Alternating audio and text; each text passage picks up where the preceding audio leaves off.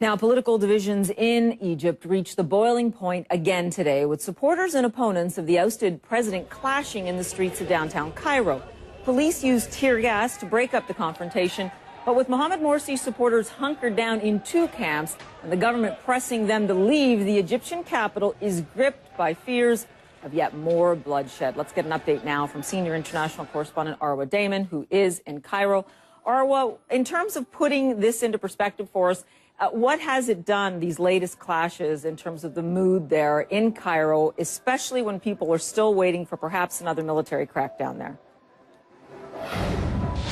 Well, Paula, in a significant manner, it hasn't really changed much. Look, the clashes were over fairly quickly.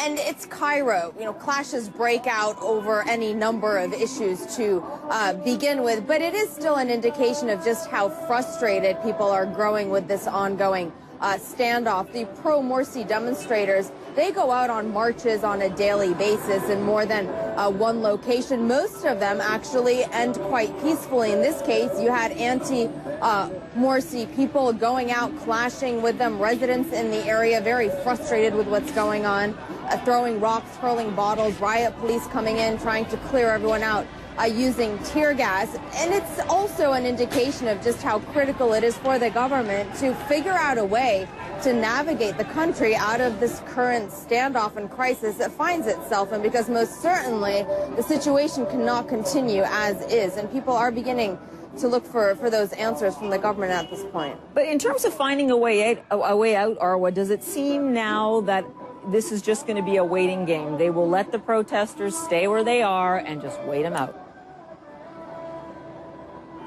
You know, we'd heard some fairly harsh rhetoric from the government around 2 weeks back, saying that it was giving the Ministry of Interior a mandate to go in and use all means necessary to clear those demonstrators out.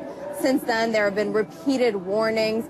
There were even reports that emerged that a crackdown could be coming on Monday morning. That never materialized. And it seems at this point as if it's back in the political arena, that the interim government is relooking at the entire situation and trying to figure out a way to end this politically with as little bloodshed as possible.